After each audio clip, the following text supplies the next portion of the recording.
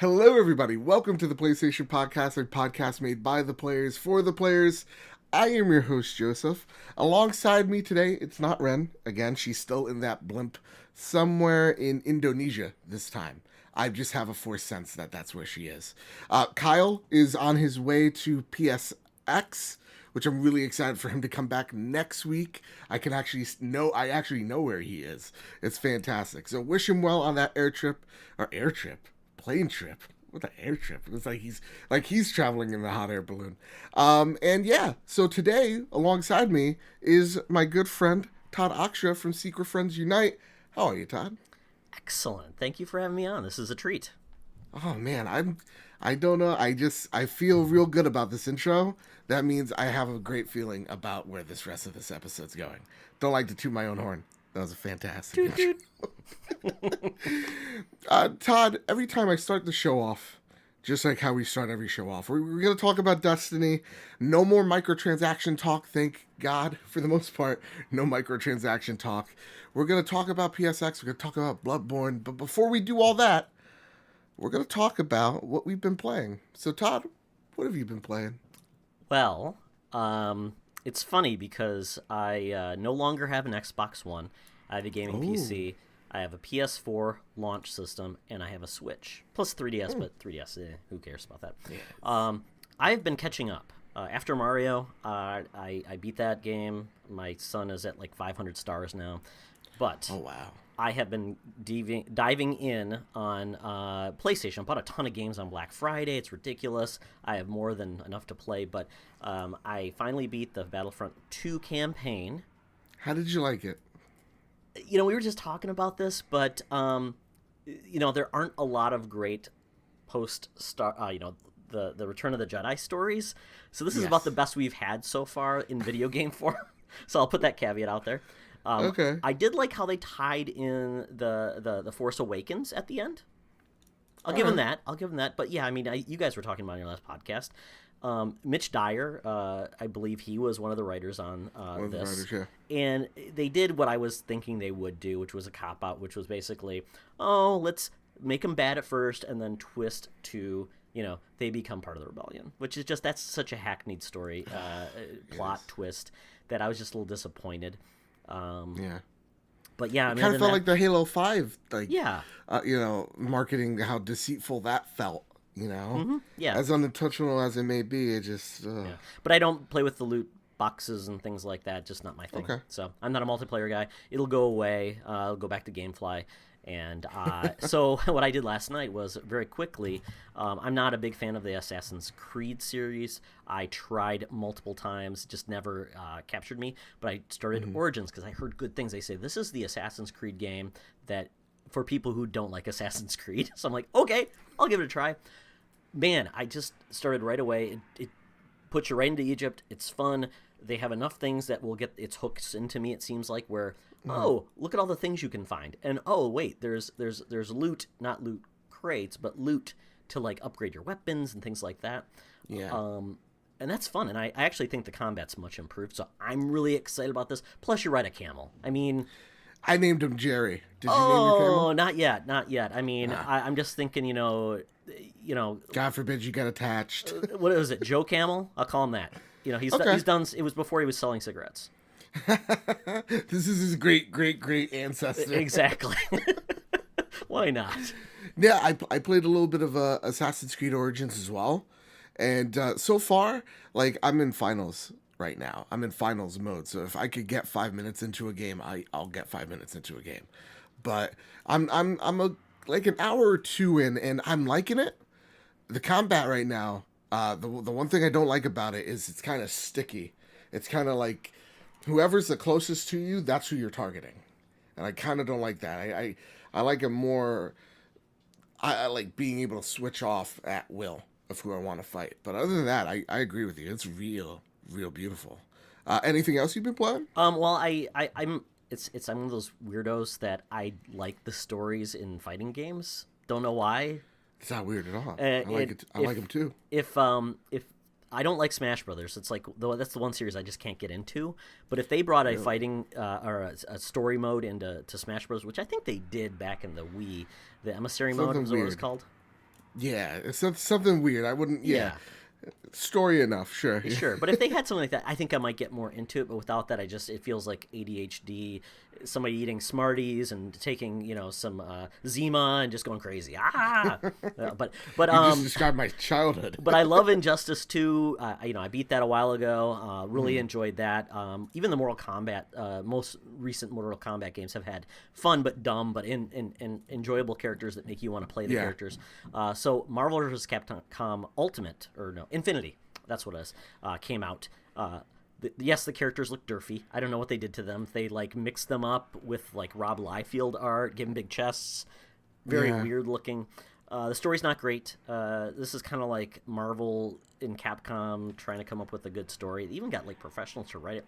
It's not great. Really? It was fun though. Okay. It was fun. I liked it. But yeah, that's what I was playing. I beat it. Even got myself a little fight stick because I like playing fighting games with a fight stick. So I picked one of the Hori Mini fight sticks up.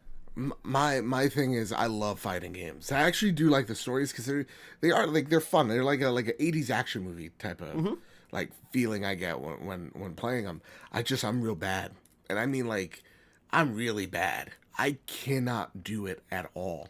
The patterns, I can't memorize anything. I can't block. That's something I can't do.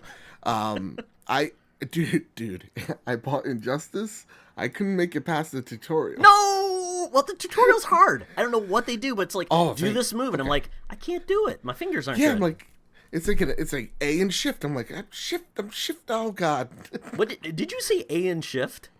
Oh, you're not playing it on a keyboard, are you? I no. That would be horrible. Keyboard and mouse fighting games, not so much. Oh. It's embarrassing. The only one I'm half decent at is Smash with Link because I just spam B down, which is his sword down. So that's the only thing I can do. But man, is it embarrassing. By the way, yes. I was watching, I think, Cinemax late one night. Not the type of Cinemax you think of, but there actually is a Tekken movie, live action Tekken movie. Oh my goodness, it makes Street Fighter the movie look great. That's all I'm saying. Okay. I had no clue about this thing, and I'm like, really? Horrible. Dude, video games to movies. That's a topic for a whole nother podcast. Yeah, the video game Tekken, the video game has a better plot than the movie though. So, but yeah, and that's another game I need to pick up. Tekken 7. I really love Tekken. Again, it's another fighting game that I'm like, I know I cannot. Oh yeah, I would love to, but oh boy. I've been playing some AC Origins, still playing Battlefront. It's like you go to it and you're like, let's be good. Come on, please. And you're always like, maybe one day it'll get there. But I said last week I'm gonna try to play Nier. I gotta download it on my PS4. Again, it's finals week right now, so for what I'm doing, it's actually not finals week, it's finals weeks. So this one project spans 2 weeks, and it's just it's killing me. I want to play something. So bad, but if I get home, I don't want to sit down to a story like Nier. I don't want to sit down to something I have to pay attention to like Assassin's Creed. For some reason, Battlefront is a great game to sit down and just kill 30 minutes and kind of get your stress out of. But again, the game has promise. We were actually going to add to the news stories this week, but it would just be one too many. The latest patch fixes a ton of things. So not everything. Doesn't fix all the loot box things, but it does do a lot of balancing issues. And the one issue that I saw before the patch was lag issues. I don't know if you experienced any online, but it was bad. And now, ever since this patch, I've gotten no lag issues. So that's good. And it's again a game where I sit down with my brother. We play and we bond over the thing we love, which is Star Wars. So do you know it's getting the DLC pack, or it's getting free DLC? Is there going to be any story based DLC, or is it all going to be multiplayer? Oh, okay. Yeah. I think December 12th or 15th. Aiden's story continues during the First Order. So, yeah, like to see where that goes because how they ended that game abruptly. Let me tell you something. Was a thing. I was just like, oh, that's the end. Okay, well, I guess so. And how we're going to shift it abruptly. I said that there would be no microtransactions talk. And just like filthy publishers, you shouldn't trust me. Because today, our first story, we're going to talk about Destiny 2. Oh, I thought you were going to have loot boxes for the show. Oh, yeah, no, actually, this show comes in parts, and you have to pay. Okay, you might get the end first, you might get the beginning 2 or 3 more times. Exactly, and it's all about pride and accomplishment. So, do we get costumes? Are there any like cosmetics for us? Like you get a hat? Yeah. There's like the MP3 sound waves come in different colors. Yeah. Is there an 8-bit version of us? Maybe that'd be fantastic. Anywho, we're gonna talk about Destiny 2. Have you heard the controversies surrounding Destiny 2? You mean the fact that they hid behind the ether, how you level up, like how much it would take to level up and things like that? Yes. Oh boy. So last week I discussed this. I feel like after that podcast ended, that was the one thing I felt like I didn't do a good job on. So I want to reiterate what happened here. Once you hit level 20, right, you unlock everything into the game, right? You can do your strikes, you can do your raid, you can do anything you want. All the events are unlocked for you. What would happen is if you were doing a raid or you were doing a public event, you would get a certain amount of XP.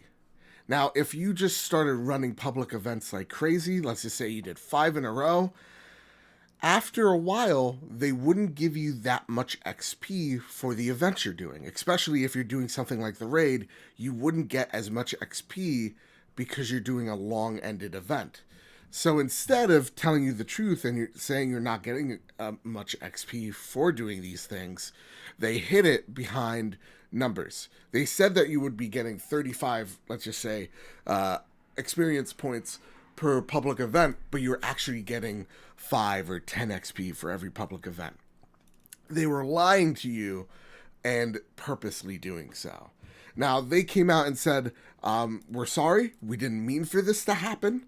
The system was put in place. That is true, but how it lied to you, that wasn't supposed to be the case. Saying, we were supposed to show you that you were getting 10 XP for every public event instead of 30, but for some reason it was telling you 30. We fixed the issue, and people didn't like that excuse. People are saying, well, if you're going to lie to me here, where does the truth start coming out? Because what a lot of people are saying is, you're expecting us to grind, get to a certain point where we get fed up and we buy bright engrams from you. That's the point. And for me, I noticed it a few months back. I talked about it. Everybody told me I was over-exaggerating. Now to see it months after the fact, I kind of feel vindicated, but at the same time, it's strange. Like it's like, yeah, no, this it's shady, but you did know about it. What do you feel about overall the fiasco that has happened the past week? Is it justified, or do you think it's just people being angry from something like Battlefront and carrying it over?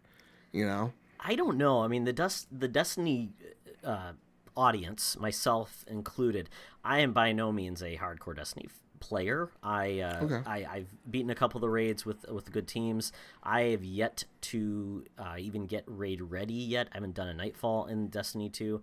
And I think part of the problem was, and even Iron Banner, which is something I loved, I felt was, to me, just left me cold at the end. I felt like I didn't accomplish much. And even when I played a lot, I'm like, oh, this is a little frustrating.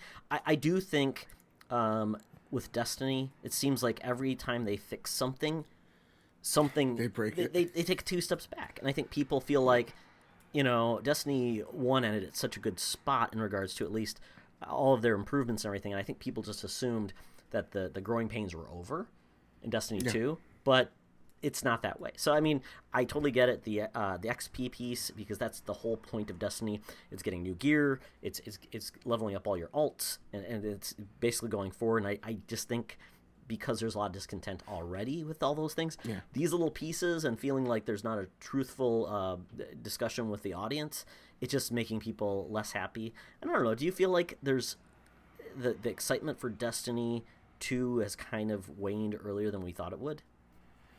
So I'm a huge Destiny fan. I've bought it on every single platform. And actually my platform of choice, because that's where my friends are, is the PC. So, I raid on the PC. I've done the Nightfalls. And I think on my PS4, my character's 301. On my PC, he's 305. So I've done the raids, Nightfalls. I've enjoyed my time. Something about this controversy, though, to me, I'm not angry. Because I think I'm tired. I'm tired of the microtransaction talk already, and I complained about this months ago. You guys were fine about it, so I've given up. Right? I think what you're saying though is right. I think it's like, to me, it's a little bit of combination of both. It's the temperature in the room, and it's the fact that Bungie didn't come out and said, "Oh fuck, okay, listen, we screwed up, right? This is our bad. Let us make it up to you somehow." I think they've done a lot of prolonging, and I think they've done a lot of beating around the bush.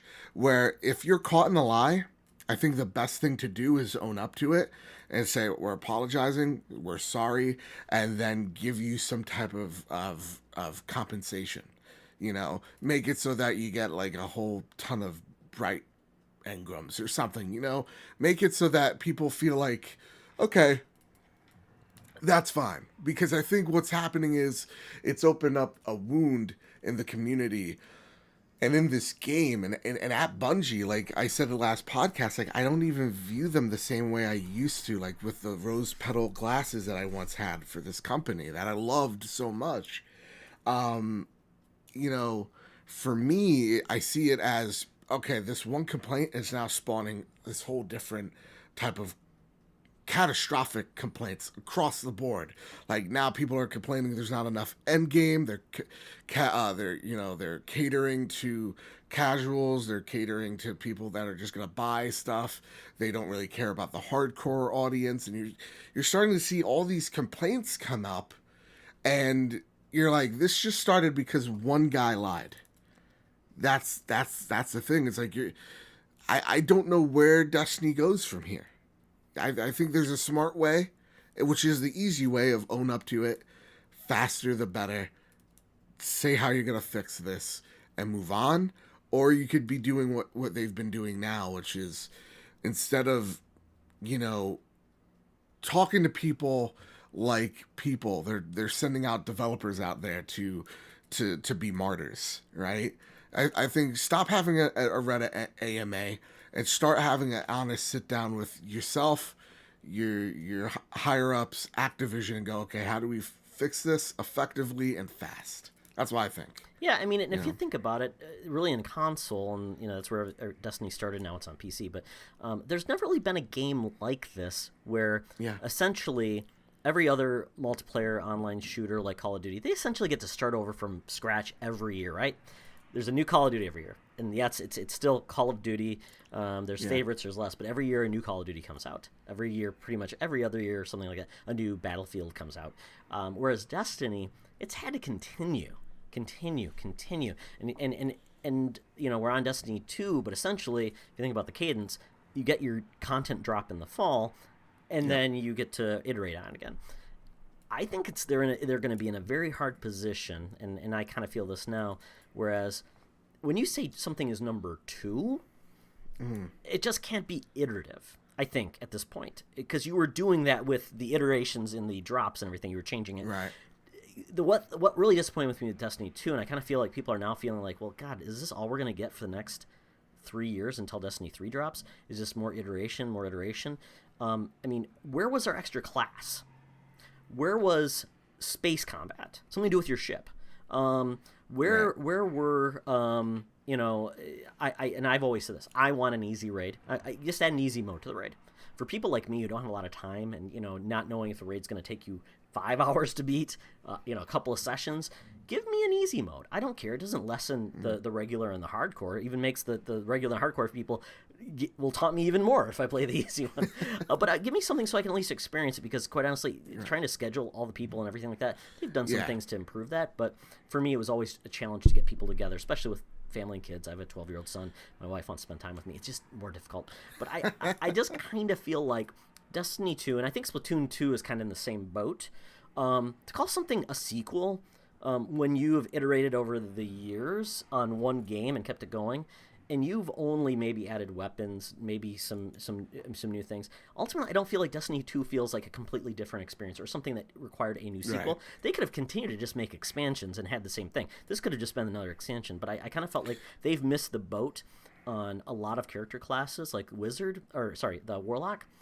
I never truly felt like the Warlock felt like they were a magic-based class at any means. I think that a lot of the classes just still feel too similar. They have some specialties, but that's another thing I think they missed out. It's just they kind of feel the same because they're. I get what you're saying. It's kind of like how I think Warcraft. Again, I use this MMO because it's the one I've played the most. It's able to make every class feel unique. It has done what you've done. It's not, what you said. It's not made of Warcraft 2, but it's built upon it. And to me, I see what you're saying here. Of Destiny 2 doesn't feel like a sequel. Destiny 2 feels like Destiny 1.5. Destiny 2 could have been this next major expansion, but I think you put a 2 in there because a sequel is easier to sell at $60 than a expansion is to sell to console audiences. Yeah, you bring in a new audience because they feel like it's a jumping on point, right? Yeah, and it feels like, again, jumping on point. So to me, I want to jump into this right here. They've announced some changes coming with the Osiris expansion. So I'm going to get right into it. You tell me if this is enough changes for you to feel like something. All right, I'm going to start here from the DualShockers quote. Next, Banshee, the lovable robotic weaponsmith, will now be accepting weapon and armor mods to help you clear out your inventory. Not just that, but mods will be available to purchase direct if you're looking for specific ones. Thank God. That direct purchase isn't limited to Banshee. Master Raoul will be selling both legendary engrams for legendary shards, which is great because I feel like we all have way too many legendary shards. On top of that, reputation tokens will be getting some changes in words of the blog. Now we're quoting the Destiny blog. Daily challenges will have reputation token awards increase along the board, so you're going to get more tokens for everything you complete. Cade's treasure will still offer a variable of rewards, but will also guarantee, at minimum, a payout of destination-appropriate reputation tokens, which is awesome, because sometimes I would go to a Cade treasure and literally not get anything. Kind of felt like that was BS. The biggest one here, to me, strikes will drop a larger amount of Vanguard reputation tokens, because when you drop anywhere from like 3 to 7, it doesn't feel good. Common quality destination resource tokens will have their drop rate increased to 100%, and the values of tokens increased by 50%, and rare tokens increased by 250%. All right. On balance, reputation required for reward engram increase for destination factions by 37% and gunsmith by 50%. So I'm thinking here the rewards, I think it's faster to get the rewards from your reputation and weaponsmith now. So maybe instead of it costing 30 weapon scraps, I think it costs 20, if that makes sense to me. And the Leviathan raid tokens will be redeemed at Benedict immediately upon obtaining a token instead of requiring a full clear before unlocking. Pretty rad. And then also they introduce new weapon types, and they're called Masterworks, where they're kind of in between... my mom did an epic sneeze. In between legendary tokens and exotics. So they're somewhere in between, where it's a gun where we've previously seen, but it has an extra perk, and it also has a kill counter for you as well. and I actually really like that. They say that starting in January, there will be an update that rewards adventures in lost sectors more, a private PvP match, which should have been whatever, a quitter penalty for PvP, changes to the mod economy, and emote interface improvements. So, what do you think about this new update? Is it anything to write home about, or is it more like quality of life changes? It's probably quality of life. I mean, one of the things that they have. I mean, one of the things that they have listed here is Xur doing faded engrams, and this is kind of cool. I mean, we've always and they're also bringing back 3 of coins in a way, which is kind of fun. Yeah. I've always felt like I miss those. They're smart loot or whatever that kind of supposed to detect what you've got, so it doesn't keep giving you the same stuff. It's something we've all been waiting for, and maybe this is some of what it is. The faded engrams is basically it'll create unowned exotics, which I like. I like the fact that it's basically saying, oh, you got all this stuff, we're going to give you something you don't have. And it may not be what you wanted, but at least we'll give you something you don't have. So it's the 85th version. So you're just breaking it down for your shards, which you can't really use anyways. So yeah. But I will say this being kind of, don't call myself a Destiny noob. I have no problem with that. My son's much better at the game than I am anyways. It's still gobbledygook in a large extent. I know you're playing so many more hours of it that you totally get all these things. And to me, I've been away from the game probably for about 2 months.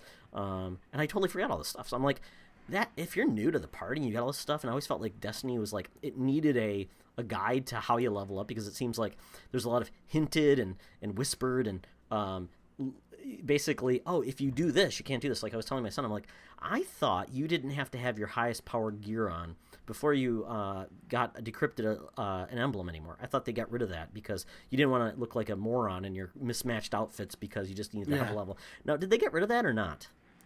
I believe to a certain extent. So if you're getting, let's just say you're doing the raid, right? Mm-hmm. It will count. Those engrams will count to what is the highest level in your inventory. That's what will count. So when you're at Raoul, you don't have to put on all the best armor pieces. It already knows that. It does. There's some instances, but I can't think of off the top of my head that it doesn't do that with.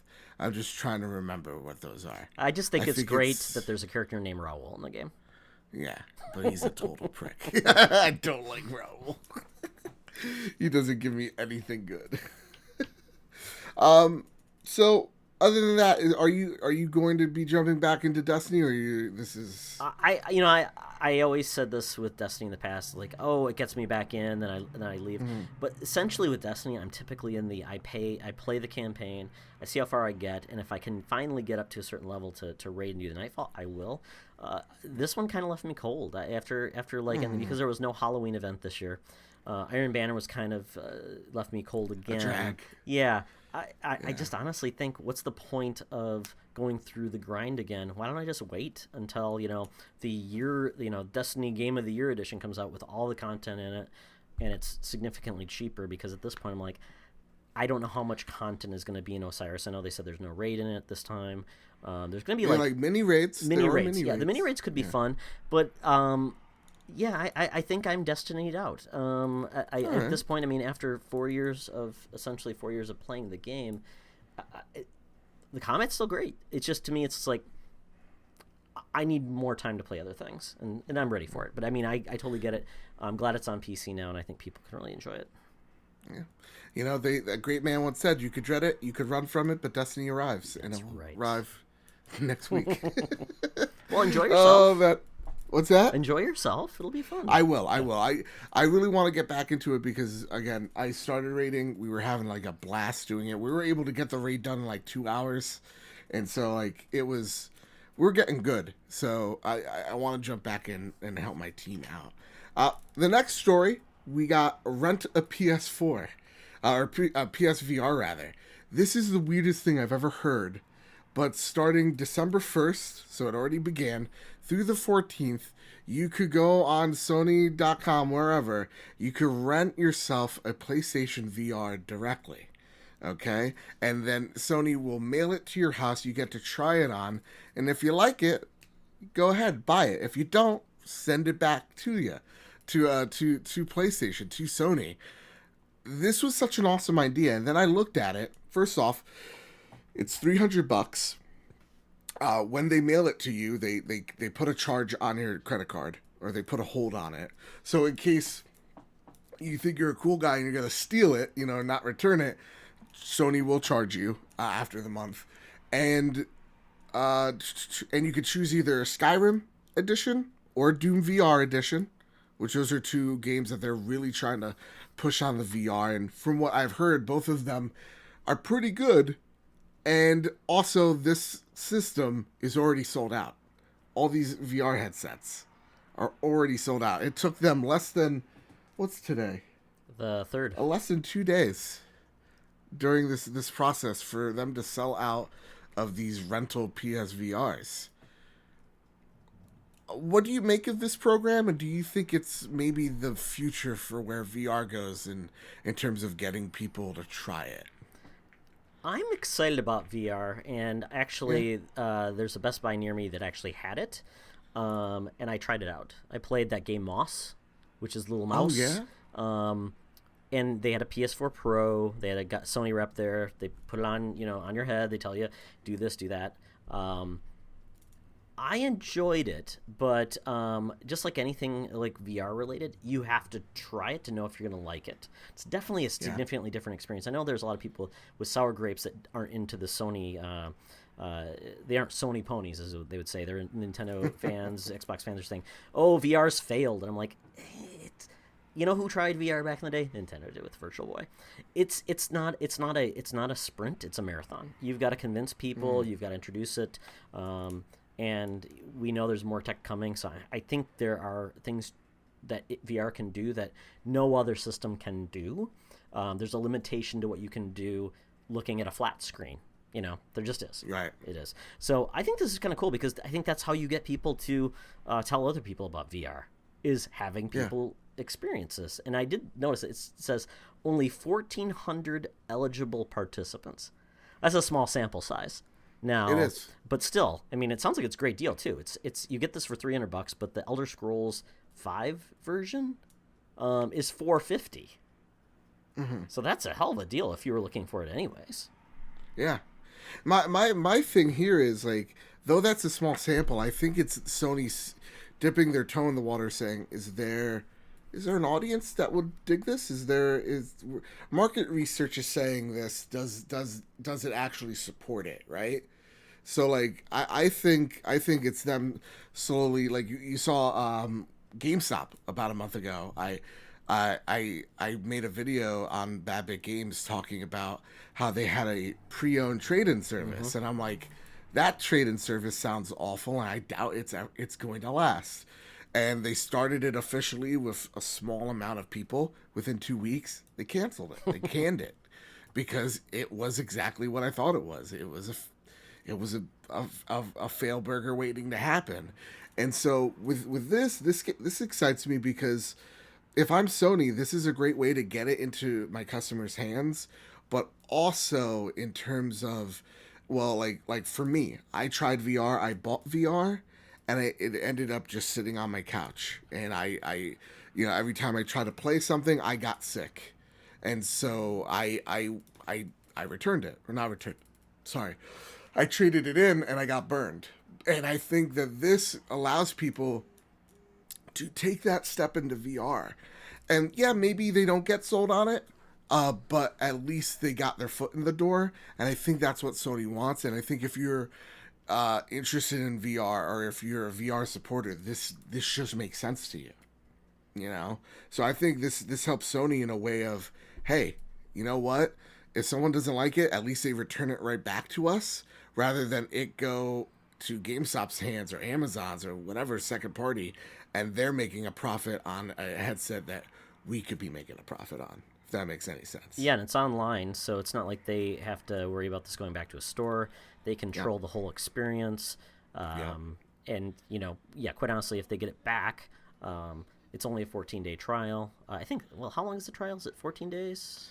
I think it is 14 days, okay. yeah. Which is quick. But, I mean, I don't know if they have decontamination chamber where this all goes back to. That's the other issue. Is like, where does this go back to when you're done with it? But this, do they have? Maybe it's a refurbished at that point. Yeah, and they probably need refurbished anyways when they do like warranty issues. Anyways, they need a stock of these, and I don't know. I think it's a great idea. I'm glad they're doing this because, and somebody was mentioning, hey, well, they should do more in-store demos, and I'm like, this isn't just like setting up a system like you'd see with the Switch, and like you have to actually have people show you how to put it on, how to adjust it, and all those things. It's not turnkey as just a regular Xbox demo station. There is more to it, and it's also you need someone there to direct the experience. As well, it isn't like a Switch where, like you see the kiosks for it. It makes so much sense. You see the system there, and you see all the different types of ways you could play it. Right? They have like the Joy-Cons hooked up to those wires. They have the controller version right there for you to play, and like what the difference is, and you know how to work it immediately. With a VR, you don't know how to put it on your head, assumingly. And especially if you're a casual or you're just getting into the scene, you don't know how everything works. And so you need someone there to make sure that they're, definitely when it comes to putting on the headset, you're putting it on correctly, that there's no fog, there's no anything in terms of the VR. So again, that I think this makes so much sense. I looked at it, I'm like, what a brilliant move by Sony. Like, this is a brilliant move. And I think they are on the forefront of something. I really do think VR is here. I don't know in what form, though. That's my only thing. Yeah, I mean, it's new technology. Without Sony, though, this would still be tied to either your Samsung Gear VR, which is really cheap and really a limited experience, or it'd be tied to a very expensive PC. My PC can do VR, but then it's an extra, $500, $400 to get Oculus or Vive. So this is the way you get into mainstream, and they aren't limiting support. They get typically the biggest games that are already on Vive or Oculus already. Although I think what they need to do next, they need to say, sorry, the Move era of controls is over, and actually make some decent controllers like the Oculus Touch or whatever they're called, their systems. I think you're going to see that in the next iteration of the headset. I think because I still think this is beta. This is very beta for Sony. And I think they're very much cautiously optimistic. And I think maybe when you see the next PlayStation 4 out there, maybe a year or two later, they go, hey, VR fans, here you go. Here's the next drop. Here's the future. I got a question for you as we go to their next story here. Is there anything else you want to add to our VR talk? No, I just want to say, suck it, Bobby. PlayStation innovates. Stop with your bad talking. Bobby the Nintendo guru, he loves like, oh, Sony's so, but it's like, oh yeah, well, at least I could put Bloodborne gameplay on my channel, and they're not gonna flag me and demand money from me. So that's what we're gonna talk about next. Well, Mario is Italian, so he potentially is tied to the mafia. That too. Shaking you down for your money. About Mario. Here's the deal about Mario. What's good games covered for a few seconds. They covered my idea about what Mario is. They read my tweet for like a second on their podcast, and it's Mario isn't a good person. He's not even a person. He is an interdimensional being of which we need to revere yet fear because he cannot die. He has killed. He likes killing. And is that something that you want your kids to model after? A murderer? No. Someone who possesses bodies. And what happens after you possess a Bullet Bill? And it's called possessing, not capture. Bullet Bill explodes, he dies. Right? You've just killed. You teleported your conscious into him. You've killed. I don't want to hear this nonsense. No. At least, with Sony, they make games like Bloodborne. They're not beating around the bush. These people are beasts, and they need to be put down. And the cool thing about Bloodborne is we've got two news stories from one of my favorite games this generation. One, last week we talked about where there is a secret boss, after 2 years, people have found a secret boss in the game that they thought was only in one of the preview trailers that he was taken out. And now, after some data mining, it shows that there were more beasts and more characters that we were going to see in this game as well. And talking about Doom, this one looks like something straight out of Doom. It looked awesome. These creatures, I mean, they're not rendered completely, but I don't know about you. I put the story in for me. I need a Bloodborne 2. I need it announced. What are the odds? You know, I said this E3, Bloodborne 2, I think is a definite, because it was one of the first games out of the PlayStation 4 that sold really well. I think it sold 1 million copies in 2 weeks. Yeah. It did really well. We know From Software is working on a PlayStation exclusive. And they're working on a sequel of a very popular game. I think we could tie that together. It's Bloodborne 2. We didn't see it this E3. Didn't see it last E3. We didn't see it at Paris Games Week. What are the odds, Todd? I'm going to see it at PSX or the Bandai Namco event. Something. Give me something. What are the chances I'm going to see a Bloodborne 2 in the next few months in terms of trailers wise? Now, remind me, the original creators of the Souls series, yes, they are done with the Souls series, correct? They are done with the Souls series. And 2 wasn't when the creator, Dark Souls 2, he was actually making Bloodborne. His focus went off that series. He went back to the Souls series for 3. So if that's how he cleanses himself and kind of, refreshes himself, it would make sense that he would do that. I mean, and it was funny because Sony actually didn't they publish Demons? It was Demon Souls. They kind of stepped away for Dark Souls, and there were some weird things where Sony could have really owned the Souls. Yeah, they did. I explained this a couple episodes back, but what they did was they published it, Demon Souls, in Japan, and they didn't have enough faith that it would sell here, so they gave it off to Bandai Namco. Sure. It's kind of like how I think Square actually publishes Destiny 2 or Destiny in Japan. Yeah, it makes sense because coming from put a Japanese name on it, and why not? It works. But yeah, I mean, it makes sense that they would do it. I mean, I never played the other Souls games, but I did play Bloodborne just to challenge myself because I'm like, that just doesn't. I don't like getting frustrated in games. I don't like to be told to get good, as the kids say. But I'm like, I made it a personal challenge. I am going to at least get through the first boss of Bloodborne. I did. And, nice. To me, it was just a personal challenge to do so. The game is obtuse in its mechanics at times, and it's also just the basics. Like, I didn't know that my weapon was breaking on me. I had no clue. Yeah. I'm like, why am I doing no damage? I'm like, and then I look, oh my God. So once I learned all that, or the fact is you couldn't you couldn't save until you at least approached the first boss? Or was save, or was it continue, or something? You couldn't go back to the Hunter's Dream and spend your blood echoes. Yeah, so you felt like I felt like I'm like, why am I not making any progress? And this is ridiculous. So after I did that, I mean, I had a blast doing it. It got to feel like it's like muscle memory. I mean, where you needed to go, and then you find the shortcuts, and I really enjoyed it.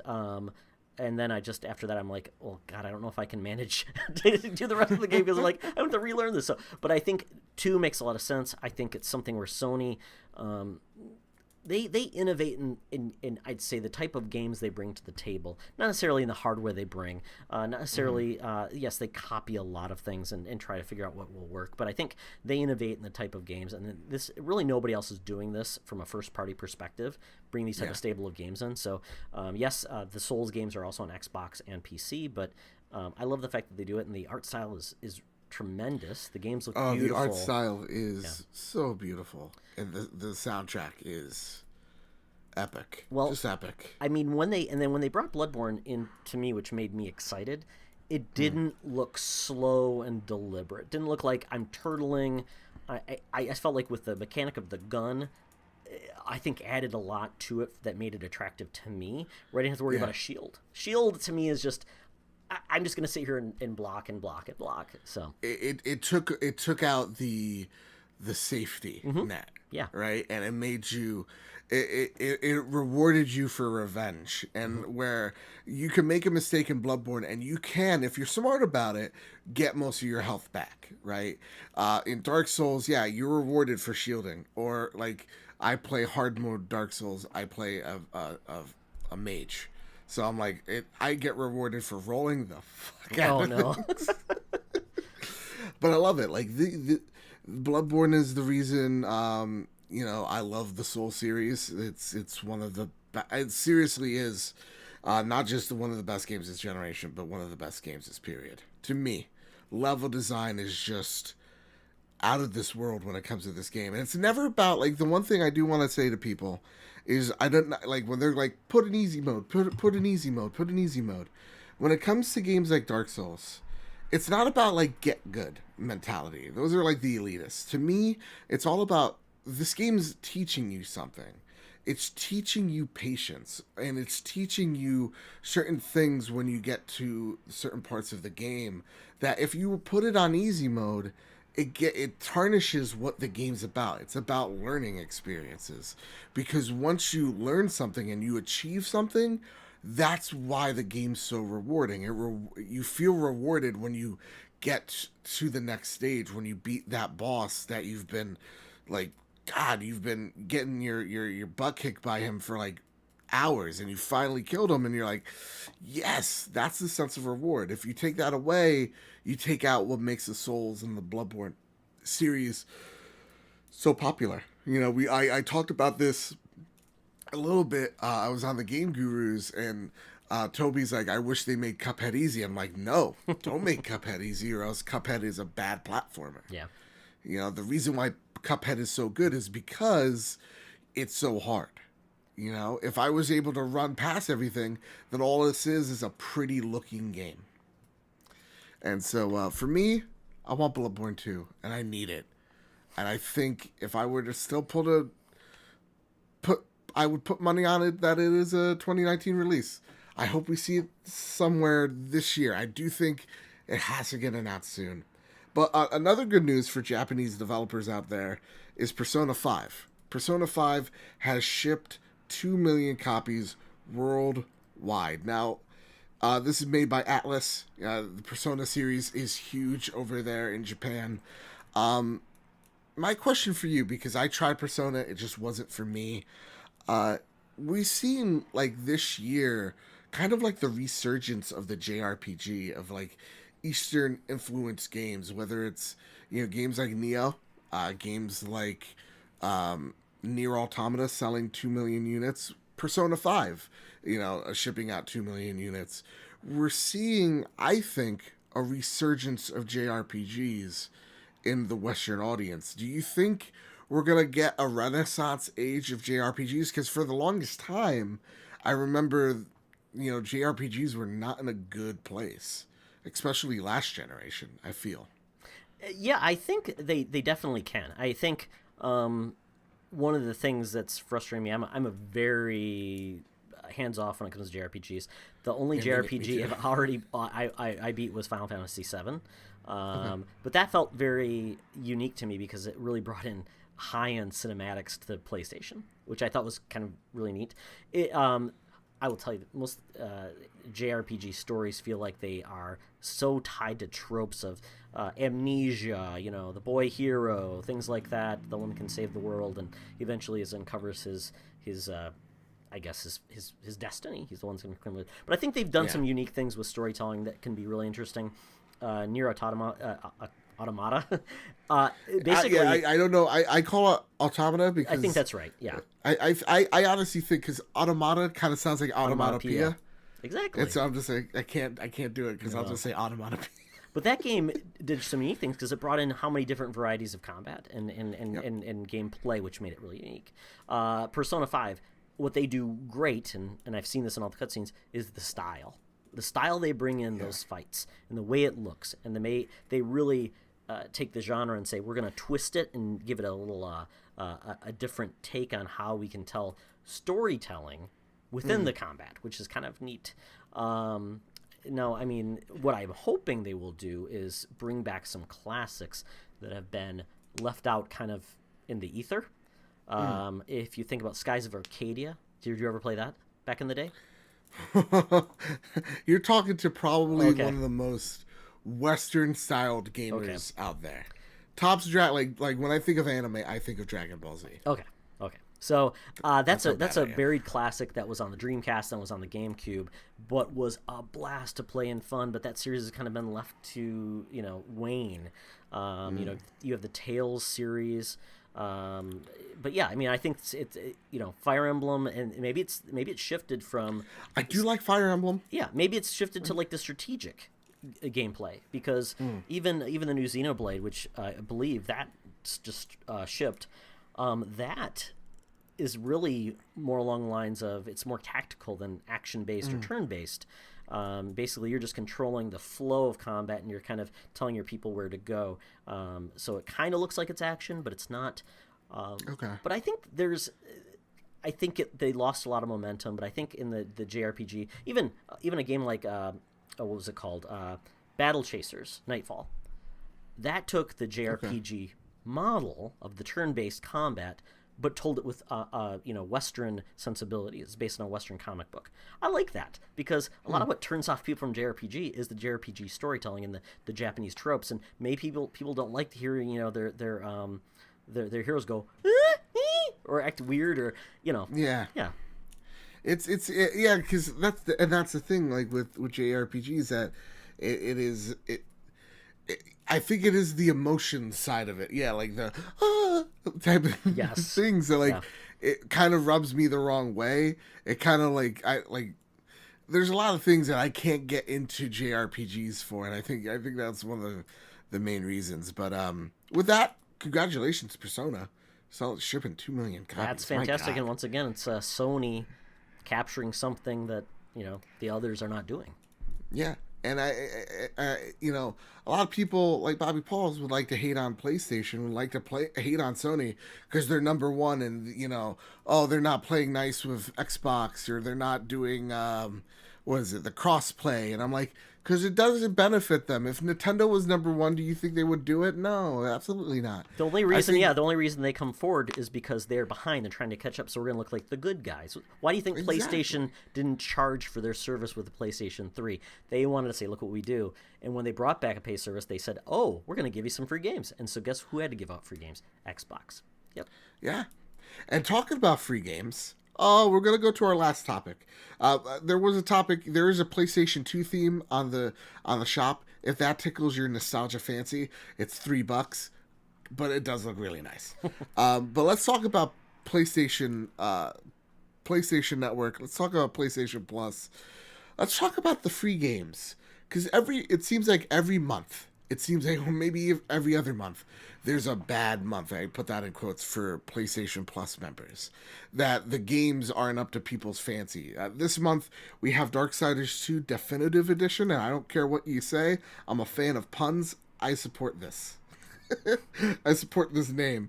You have Kung Fu Panda Showdown of Legendary Legends, Siberia Collection, that's on the PlayStation 3, X-Blaze Memories on the PlayStation 3, Forma 8 on the PlayStation 4 and Vita, and Wanted Corp on the PS Vita.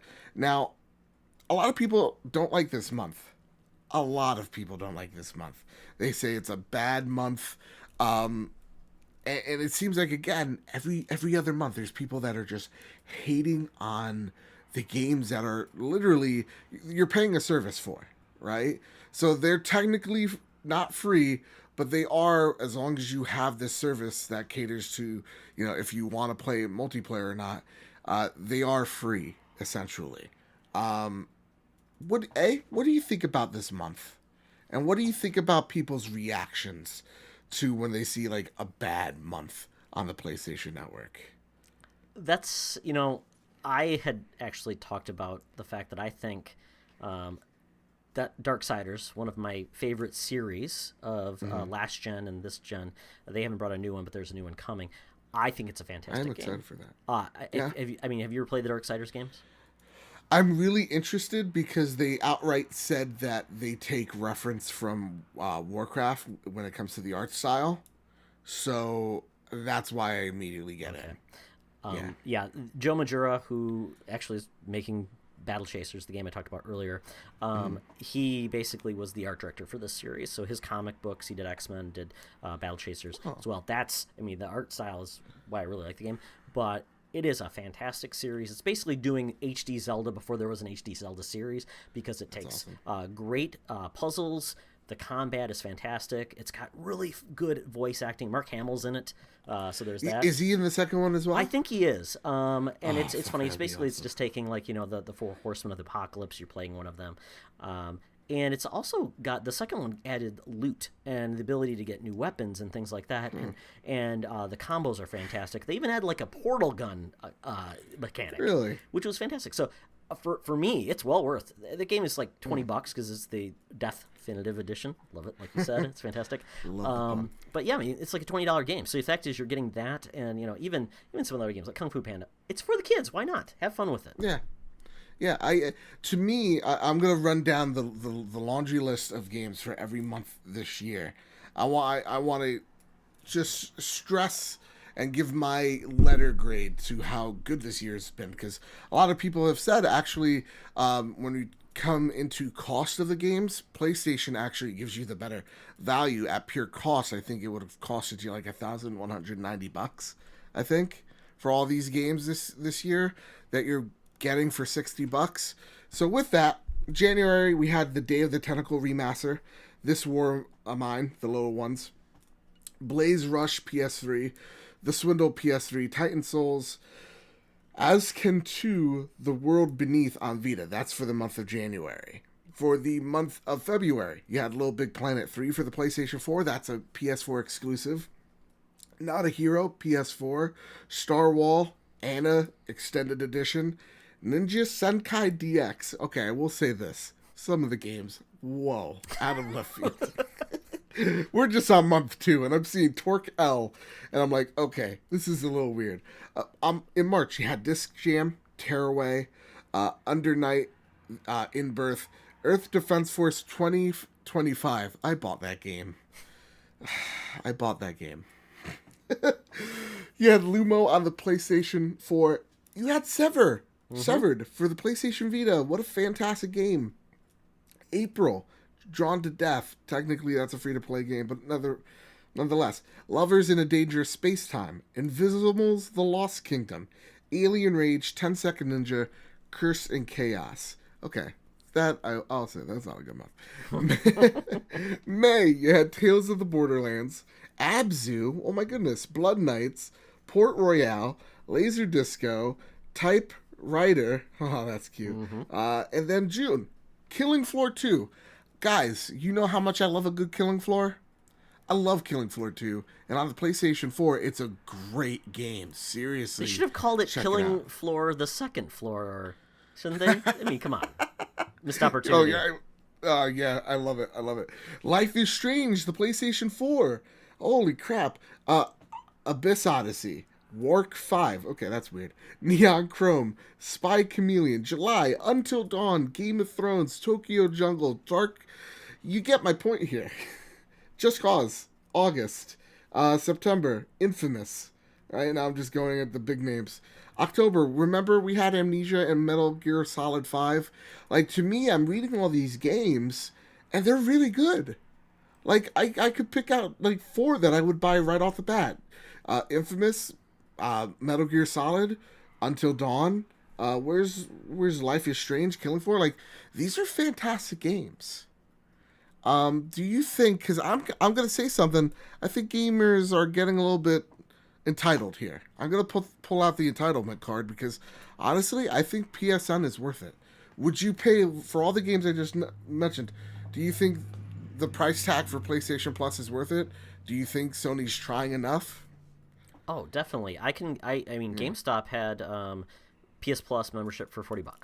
So if you're thinking about $40 a year, that's like $350 a month.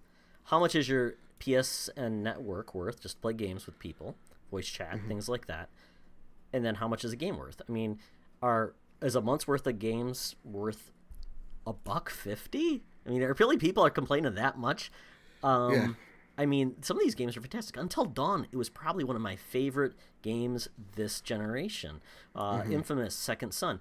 Yeah, not as great as the other Infamous games, but still awesome. And, a lot of times I'll just wait to purchase a game because I think it may come out on PS Plus and I might get it for free. So I really think that, what I would say probably the thing I expect to do, and they're starting to do VR, I'm expecting Vita to go away. PS3 will eventually go away. And what I hope they twist this to is they give you maybe a 10-hour trial of PS Now every month or a 5-hour trial.